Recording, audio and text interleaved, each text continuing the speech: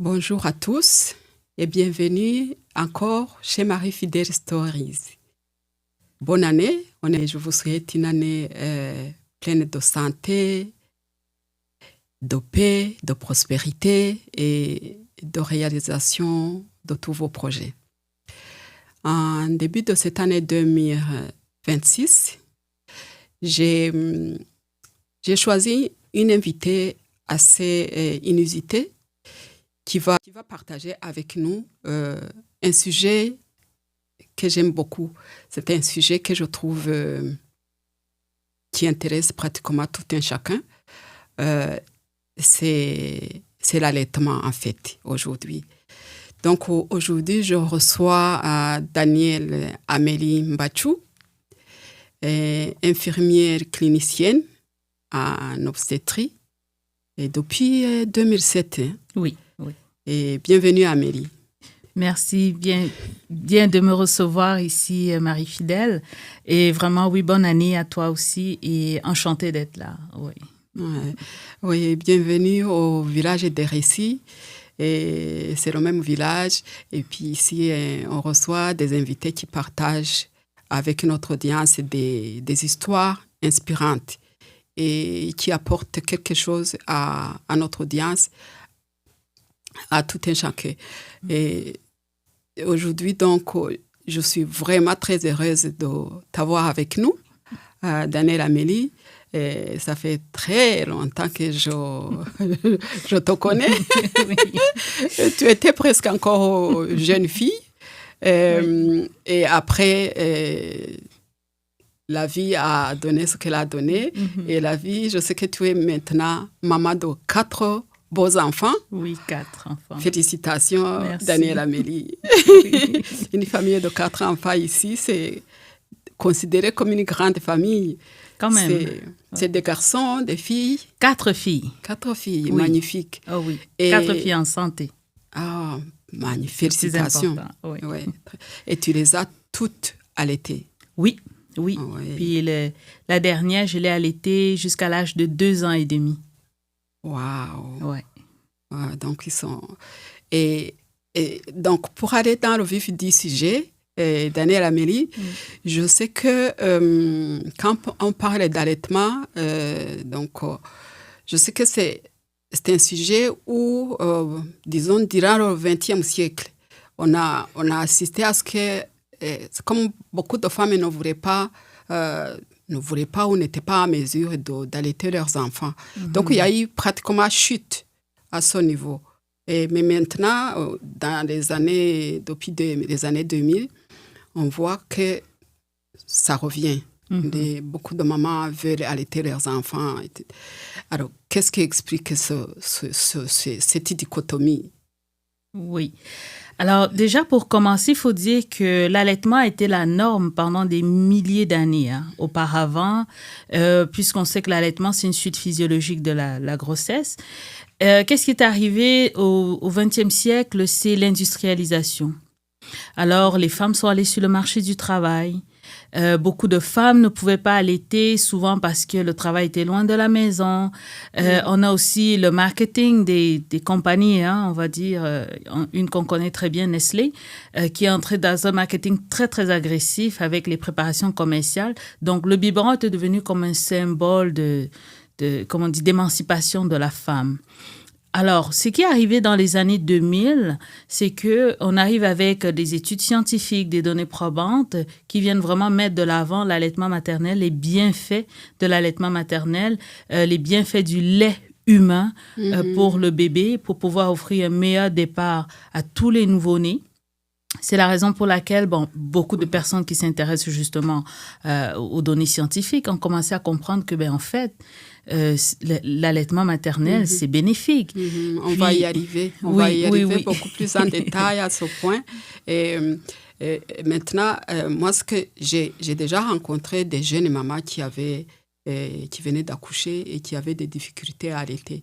Qu'est-ce que, comme toi qui es vraiment spécialiste dans ce domaine, grossesse et accouchement et tout ce qui va avec, quel conseil est-ce que tu peux donner à une maman qui se prépare à accoucher puis pour que son allaitement se fasse bien? est-ce qu'elle doit faire des préparations avant l'accouchement ou après? Qu'est-ce que tu peux lui conseiller?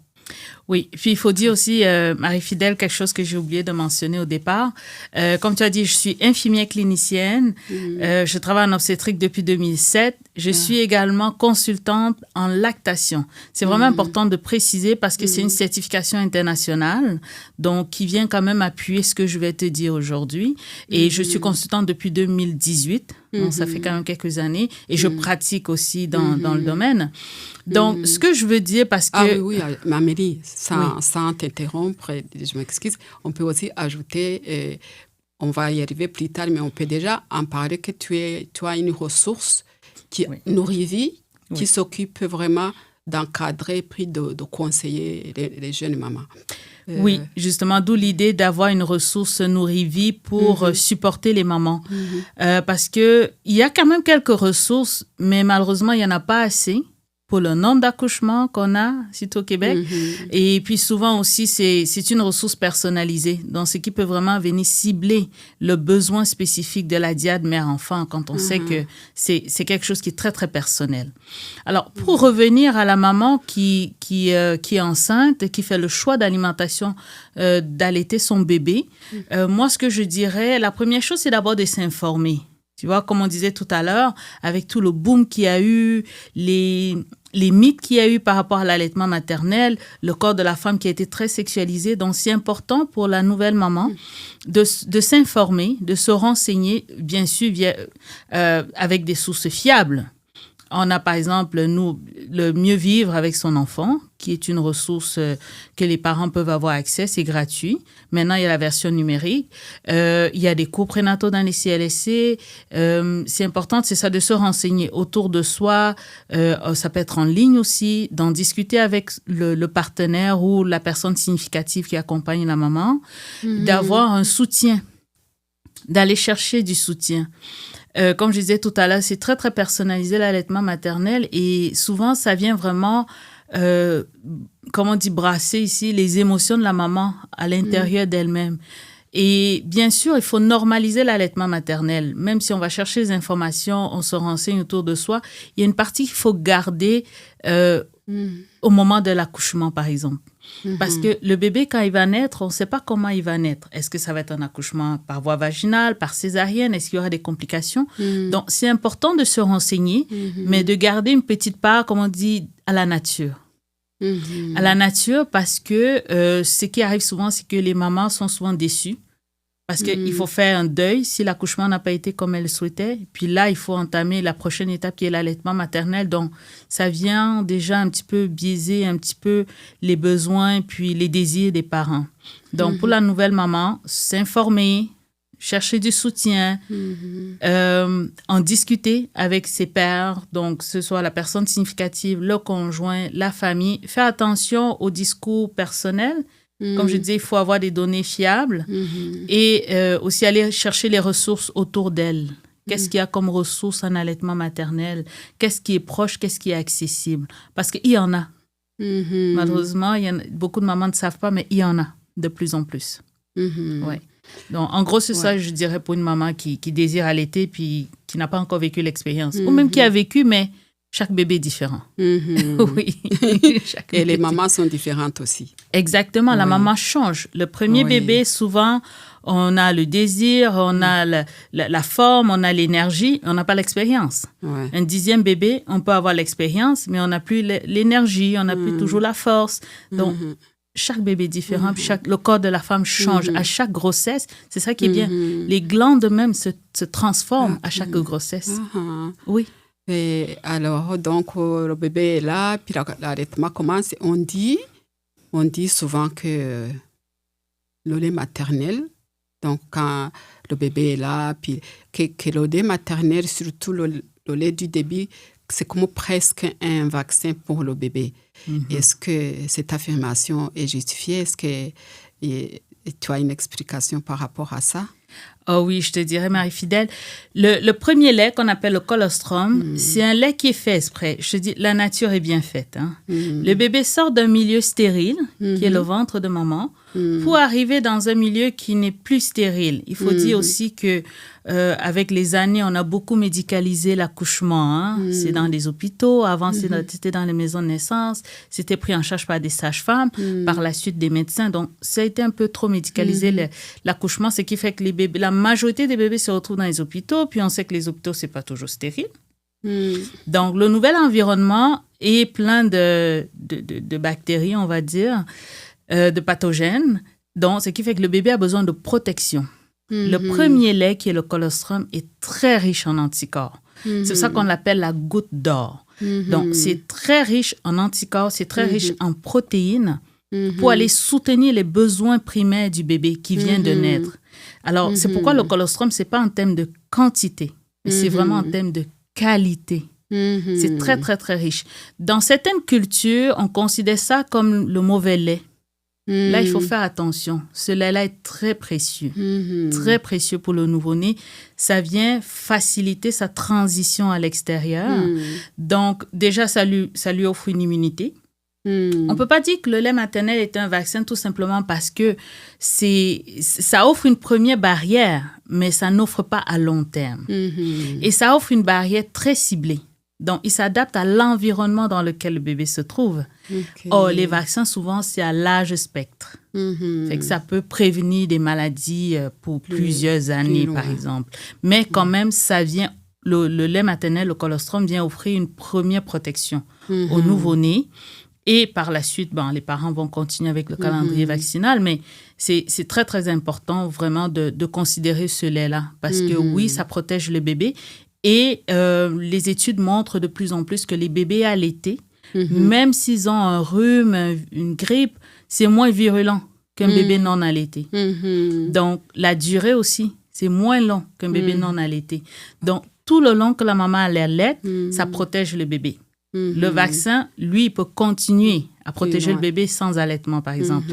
Or, l'allaitement, c'est limité. Si la maman arrête d'allaiter, le bébé, quelque part, il n'a plus cette protection-là. C'est là où il faut faire attention. Mais sinon, vraiment, c'est très précieux. L'allaitement est censé durer combien de temps?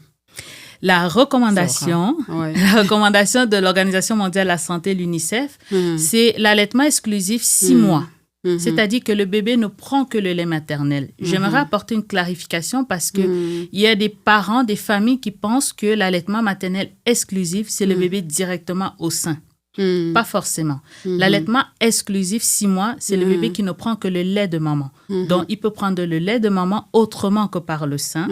C'est considéré l'allaitement exclusif. Et la recommandation, c'est d'aller jusqu'à 2 ans et au-delà si maman et bébé et la famille le désirent. C'est pourquoi il y en a qui vont allaiter beaucoup plus longtemps parce que, humainement parlant, on perd le réflexe de succion entre 2 ans et 7 ans. C'est pour ça que certains bébés allaitent jusqu'à 5 ans. Oui. Quand il va à l'école et puis il revient, maman, donne-moi. Justement, il y en a qui allaitent jusqu'à 5 ans, 6 ans. Parce qu'en ce moment, il faut dire que l'allaitement, ce n'est pas seulement l'effet de nourrir le bébé. L'allaitement aide aussi à créer un lien. Juste par le fait de l'ocytocine. L'ocytocine, c'est une hormone que nous tous, nous avons. L'ocytocine, c'est une hormone qui favorise l'attachement. Donc, que ce soit les hommes ou les femmes ont cette hormone-là. Alors, quand la maman elle allaite, elle sécrète beaucoup d'ocytocine qui va favoriser l'attachement, le lien d'attachement avec son bébé. Et un enfant de 4 ans ou de 5 ans qui allaite, ce n'est plus simplement pour le nourrir. C'est parce qu'il va aller rechercher cette sécurité qui est importante pour le cerveau, bien sûr. Alors, il y a des parents qui vont dire, ouais, mais c'est parce qu'il ne veut pas arrêter. Ça, ce sont des choses qu'on discute en consultation aussi, parce qu'il ne s'agit pas juste de l'enfant. Oui. J'ai une petite question. En préparant cette entrevue, j'ai lu beaucoup de documents, des livres et tout. Et quelque chose qui m'a interpellée, c'est la première fois que j'entendais ça. Et que je lisais ça, que je prenais connaissance de cela. Donc, paraît-il que... Donc, tu vas nous confirmer parce que toi, tu es experte dans le domaine. Il paraît que quand bébé tète, il y a un échange entre bébé et maman. Donc, exemple, le bébé est malade, il paraît que la petite salive qui rentre quand bébé échange avec sa maman, il paraît que si bébé est malade, le corps de la mère va sentir ça.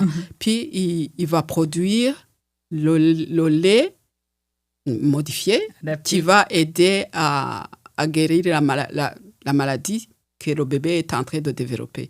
Oui. Est-ce que c'est vrai? C'est vrai. Magnifique. C'est très vrai. C'est divin, ça. Je te dis, c'est incroyable. Wow. C'est une des raisons pour laquelle, quand l'allaitement se passe bien, tout se fait naturellement, on ne se questionne pas. La raison pour laquelle nous, les consultantes ou bien des cliniques ou des ressources existent, c'est quand l'allaitement ne va pas bien. Parce qu'en ce moment, on ne comprend pas. Je te dis, c'est quelque chose de fascinant, l'allaitement maternel. Vraiment fascinant. Oui, par la salive du bébé, le corps de la maman détecte les besoins du bébé. Puis ce n'est pas seulement quand le bébé est malade. Ça peut être des besoins en eau, des besoins en protéines, des besoins... Tous les nutriments que le bébé peut avoir besoin par la salive, le corps de la maman va recevoir le message et adapter son lait. La même chose quand le bébé grandit. On parlait tout à l'heure du colostrum, on a le lait de transition. Le colostrum, c'est entre 2 et 4-5 jours à peu près, s'il y a une bonne stimulation dès le départ.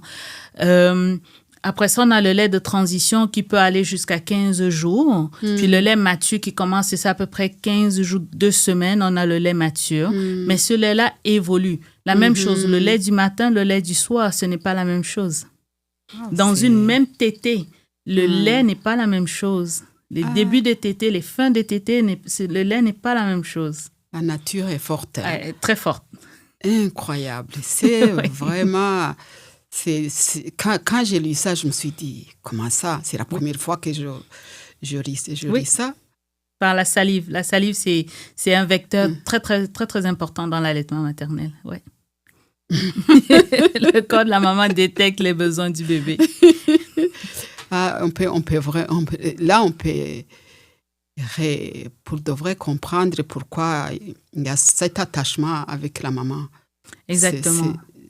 C'est comme Dieu qui a mis ça pour que cette connexion puisse se faire. Et puis, c'est comme une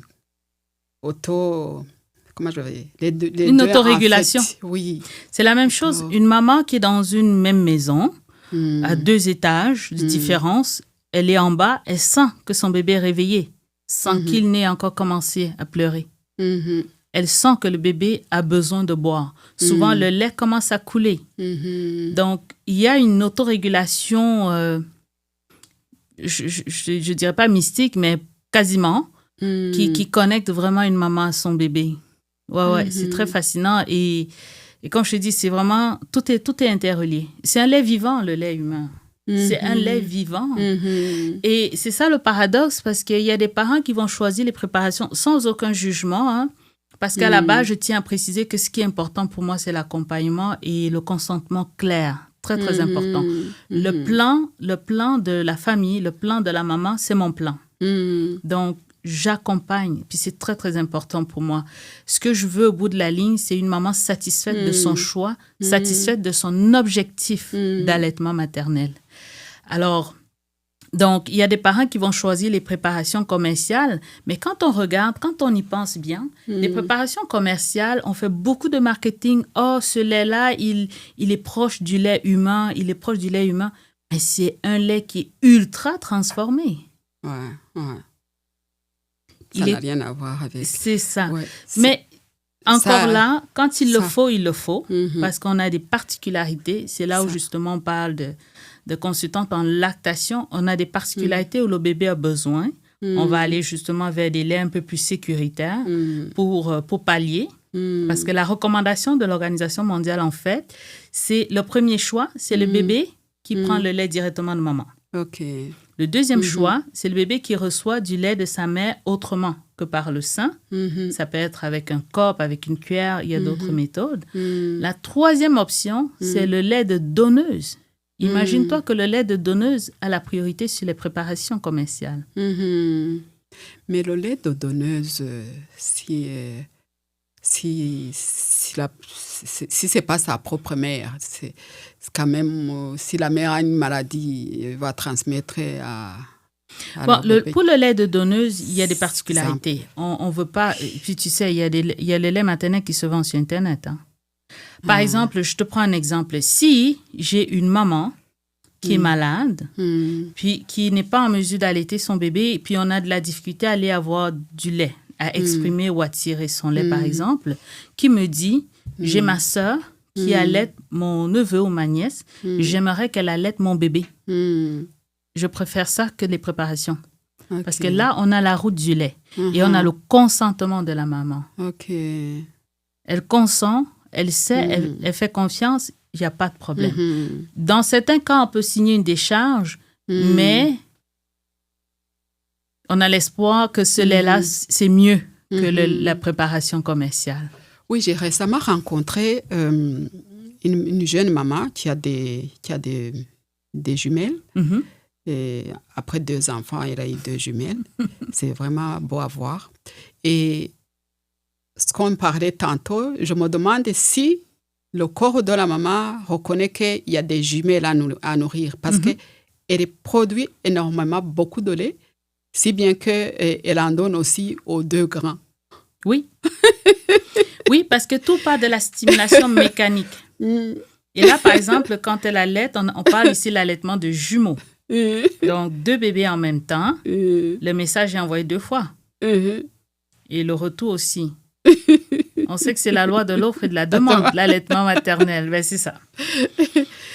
Oui, le corps, il y a une double stimulation. Puis oui, le corps est bien fait. Quand on n'y arrive pas, il peut y avoir des défis. Encore là, on parle des particularités. On ne dit pas que tout le monde est pareil, pas du tout. Mais justement, comme tu dis, il y a aussi, j'ai vu aussi des mamans qui, disons, le bébé est là et commence à arrêter, ça ne marche pas, et elle doit, disons, peut-être recourir au lait artificiel, je ne sais pas si c'est comme ça qu'on l'appelle, oui.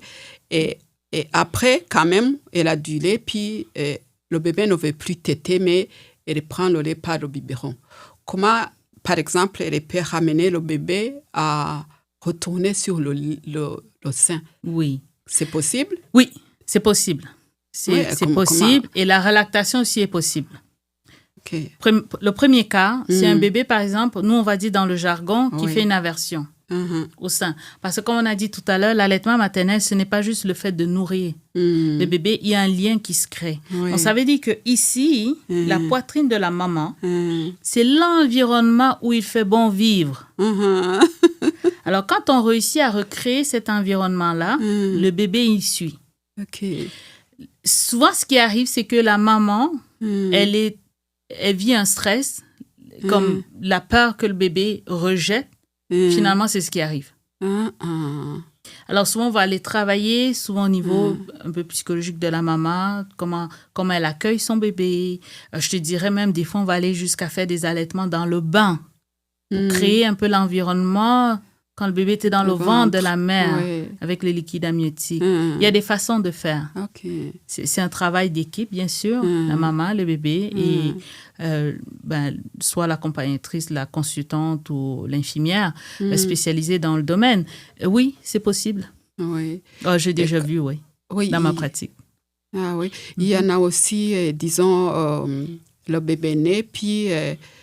disons, surtout chez les mamans qui ont eu la césarienne.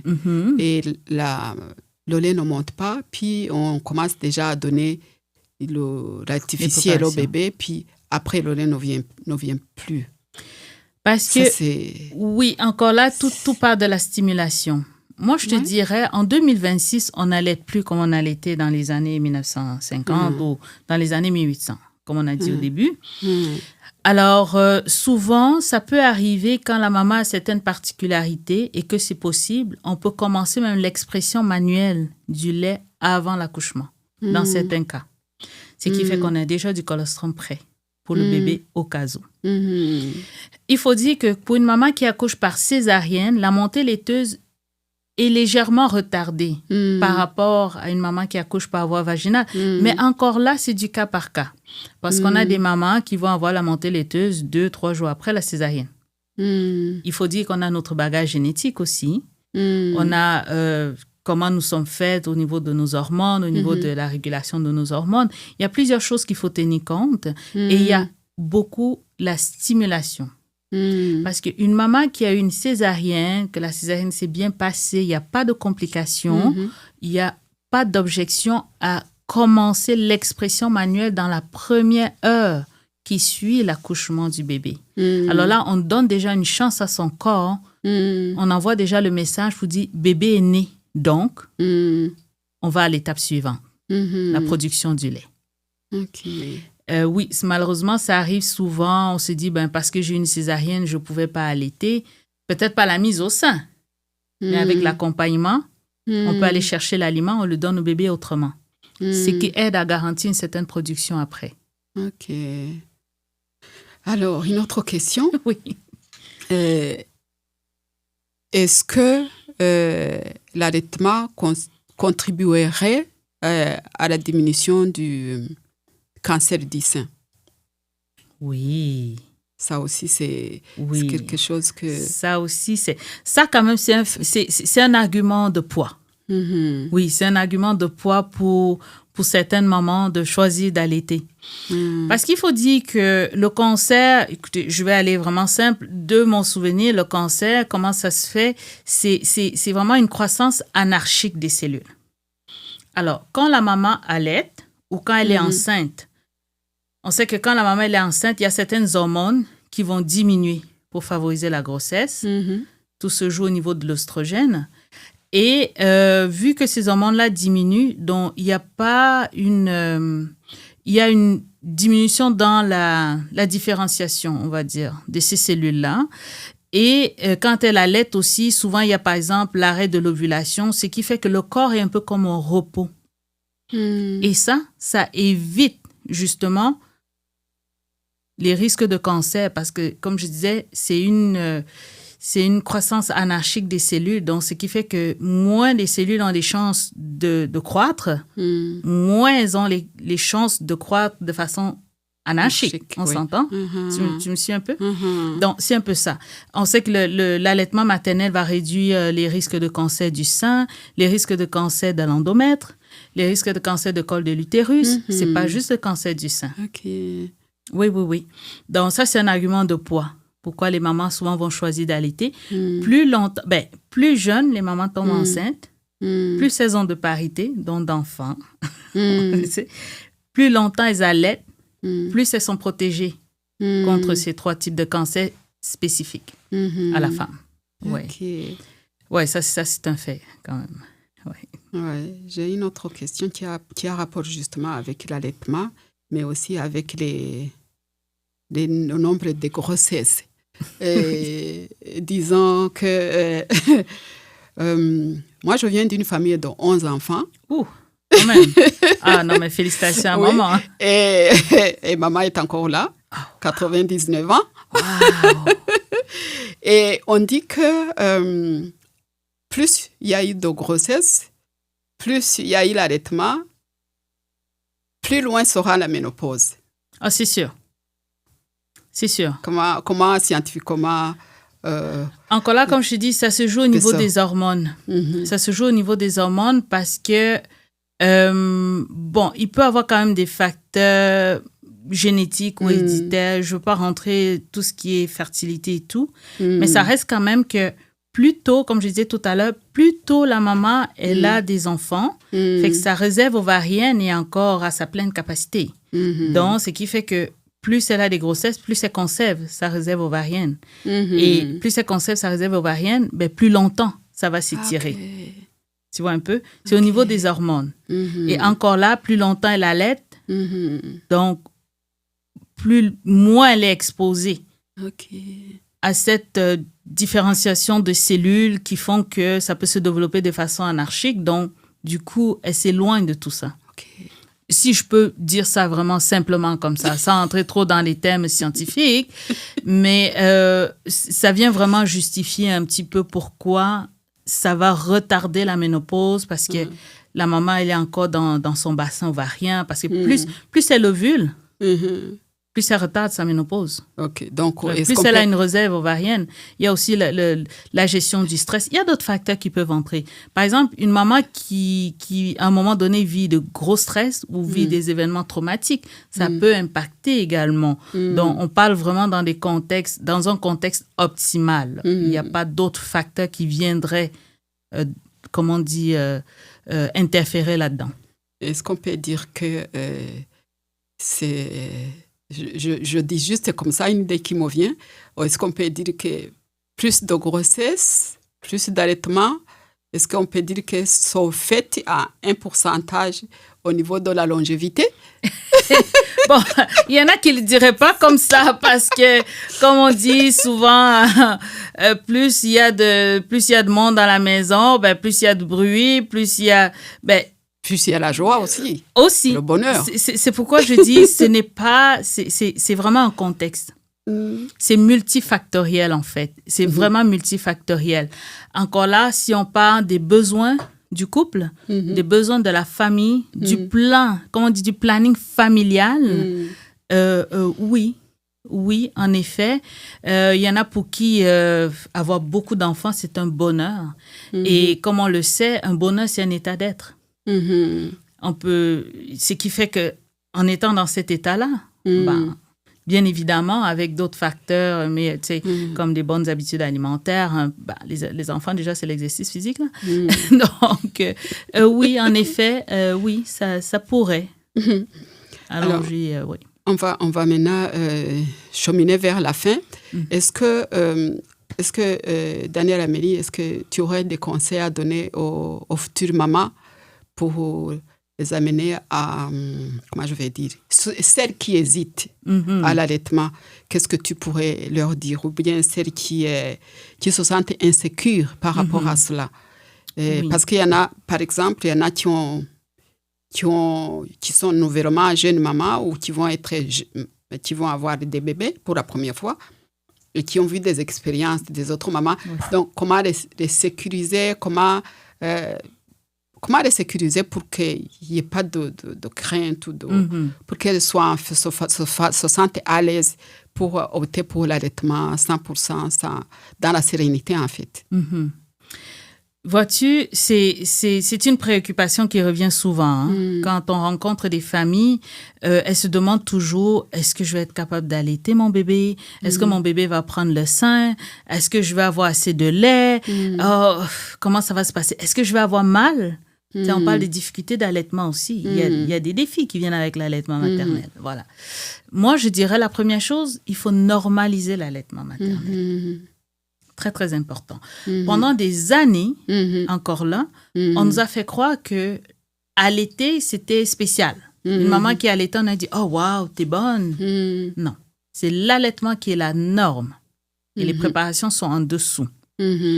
Donc, normaliser l'allaitement maternel et, bien sûr, encore là, s'informer. Et même si on est informé, on sait qu'au moment de l'accouchement, la réalité, des fois, nous frappe en plein visage. Par exemple, la maman qui va expérimenter la douleur au niveau des seins, c'est une douleur très envahissante. Alors, moi, je dirais ne pas hésiter à demander de l'aide. L'allaitement, c'est un processus. C'est un processus. Un processus demande des fois des retours en arrière. Donc, il faut aller à son rythme. Moi, je te prends un exemple. Une maman, justement, qui me dit « Oh, mon bébé est super endormi. Ça fait 12 heures qu'elle a accouché. Mon bébé est très endormi. Je veux allaiter, mais ça ne marche pas. Il ne veut pas. » Comme un bébé, ça fait 12 heures qu'il est dans ce monde, peut déjà savoir ce qu'il veut ou ce qu'il ne veut pas. Tu vois? Donc, des fois, j'apporte un peu d'humour comme ça, on rit, ça déstresse un peu, c'est très bien. Mais c'est très, très important de normaliser. Et normaliser, ça veut dire le bébé récupère de l'accouchement. Lui aussi, il a fait un marathon. Des fois, on oublie ça. Encore là, comme je dis, dépendamment comment était l'accouchement. Donc, lui aussi, il a fait un marathon. Il faut lui laisser le temps de récupérer. Par contre, la maman, on peut travailler sur sa production. En ce moment, l'objectif n'est pas la même chose qu'à une semaine. L'objectif à 1 jour de vie, ce n'est pas la même chose que l'objectif à 3 jours de vie. À 1 jour de vie, on peut accompagner la maman dans l'expression manuelle et nourrir le bébé autrement que par la mise au sein. Déjà là, on va éviter un bébé qu'on force à téter qui va aller mordre, faire mal à maman, une douleur qui n'était pas nécessaire. Donc, c'est vraiment dans l'accompagnement. Et pour ça, il faut qu'elle demande de l'aide. Il ne faut pas avoir peur, il ne faut pas avoir honte. C'est un processus. Il faut aller au rythme. On ne peut pas aller plus vite que le bébé. Puis, il faut aussi respecter le rythme de maman. C'est quoi son objectif? C'est quoi ses besoins? Mais il faut qu'elle demande de l'aide. J'aurais beau avoir les idées ou l'expertise ou l'expérience, mais si la maman ne me le demande pas, je ne pourrais pas l'aider. Donc, il faut qu'elle demande de l'aide. Il ne faut pas avoir peur de demander de l'aide. Il y a des mamans qui pensent que peut-être demander de l'aide, c'est un peu comme ne pas être capable de nourrir son bébé ou comme un échec. Non. Vraiment, avec bienveillance, les personnes qui sont autour de nous, qui sont bienveillants, ce n'est jamais de trop. Jamais de trop. Est-ce que demander de l'aide. Oui, le conjoint ou le mari qui est autour pourrait aussi contribuer et comment? Oui, il y a beaucoup de papas qui se sentent impuissants parce qu'ils disent « je veux bien l'aider, mais je ne peux pas allaiter ». Alors, et puis il y a beaucoup de papas aussi qui mentionnent être frustrés à faire un peu les tâches moins le fun, comme on dit, changer les couches et tout ça. Là. Il y a d'autres façons. Dans l'accompagnement, c'est aussi l'accompagnement du conjoint ou de la personne significative de comment aider la maman. Ce n'est pas seulement en changeant des couches ou en faisant l'oro. Il y a beaucoup d'autres choses qu'on peut faire qui peuvent aider la maman. Parce que quand la maman se sent soutenue, c'est très, très important. Parce que souvent, les mamans vont dire, on dirait, je suis la seule. Je me sens comme une vache laitière. Oui, on ne peut pas lui enlever le fait qu'il faut que le bébé vienne à son sein.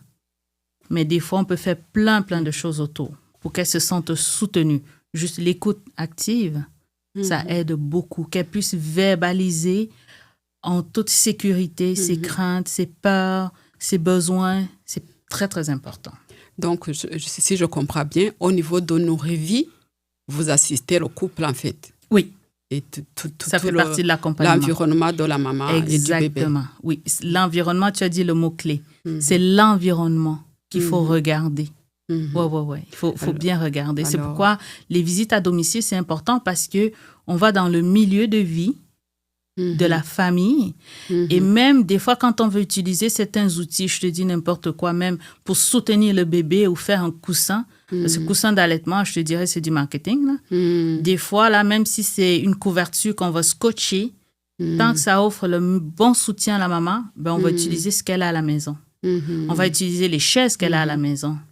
Parce que si on utilise à l'hôpital, on lui montre. À la maison, ce n'est pas la même chose. On utilise en clinique, ce n'est pas la même chose. Donc, souvent, c'est l'avantage aussi d'aller dans les milieux pour vraiment les soutenir. Donc, pratico-pratique. Toi, tu te déplaces, tu vas voir la maman à la maison. Oui. Oh, c'est magnifique ça. Et comment est-ce qu'on peut... Est-ce que tu as un site internet? En prévision, ça s'en vient bientôt. Ouais. J'y travaille justement avec tes conseils. Tu as des références, tu as des... mes coordonnées.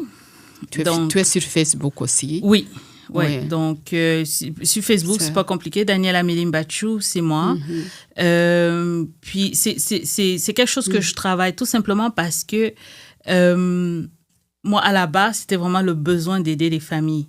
Des fois, quand je travaille dans mon cadre professionnel, je les vois retourner, par exemple, à la maison, on a l'impression qu'ils sont perdus. Donc, ce qui fait que tout ce qui est me rejoindre, pour l'instant, c'est en développement. Bien sûr, mon numéro de téléphone, 514-206-0227, mais ça va venir. La priorité, vraiment, c'est vraiment de soutenir les familles. On mettra ton numéro sous la vidéo, puis avec ton lien sur Facebook. Oui. Oui, vraiment, j'aimerais vraiment te remercier, Amélie. C'est un sujet, un sujet d'actualité, un sujet universel, intemporel, et que tout le monde est passé par là. Tout le monde a été bébé. Et tout le monde aura des bébés autour de nous. C'est quand même... Oui, comme je dis, on accouche depuis que le monde est monde, quasiment. Veut pas. Oui, ici, on parle un peu de la société occidentale, mais il y a des sociétés où l'allaitement reste le mode d'alimentation primordial pour garantir l'espèce humaine. Donc, ce qui fait que, oui, ça va toujours l'être. Et puis, c'est un plaisir pour moi, Marie-Fidèle. Et même, tu vois, on n'en a même pas... Il y a encore beaucoup à dire sur l'allaitement. Énormément. Tout à fait. Donc, on a hâte à l'étape 2, à l'épisode 2 avec toi, Daniela Méry. Ça fait vraiment plaisir. Merci beaucoup pour ton partage. Puis, encore une fois, bonne année, puis à très bientôt. Ah, merci à tout le monde. Alors, à notre audience, merci pour avoir passé ce moment avec nous. Et je sais qu'Amélie se prépare pour un livre à venir. Oui, puis j'ai déjà le titre. Se positionner. Ah, le titre est déjà là? OK. Oui. On regarde en secret. Donc, pour l'instant, oui. On a hâte que tu viennes nous le présenter cette année-ci. Cette année. C'est l'objectif 2026. Félicitations. Oui. Oui. Alors, bonne année, puis à tout bientôt. Merci.